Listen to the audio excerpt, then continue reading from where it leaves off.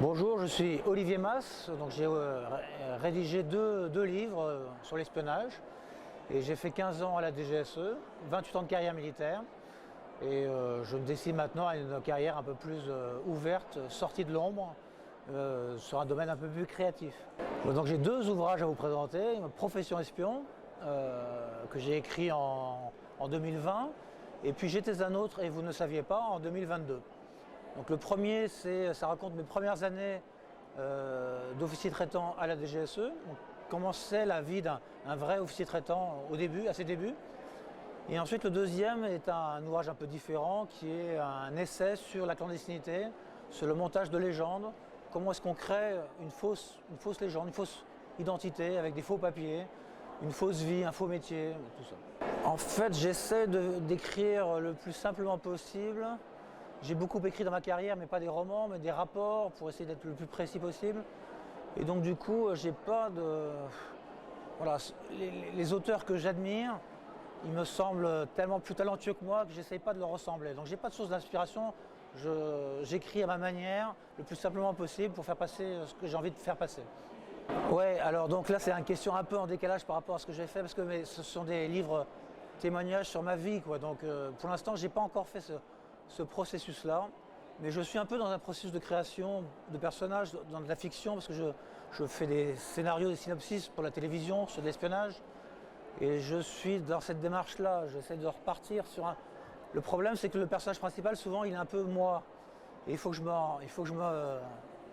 j'ai suffisamment de talent pour créer des personnages qui se distancent de moi-même, et que j'arrive à créer des personnages crédibles, qui soient un peu plus éloignés de ce que je suis.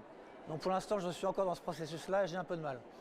J'ai un peu de mal avec la page blanche, j'écris très vite, mais je mets beaucoup de temps avant de me mettre à ma table de travail et de travailler sur ordinateur. Donc je mature beaucoup, je mets beaucoup de temps à réfléchir, il n'y a pas à avancer, mais en fait j'avance sans savoir. Une fois que je suis parti, ça va assez vite. C'est d'abord une question de choix, c'est un choix qui n'est pas forcément facile, donc, parce c'est un métier de l'ombre.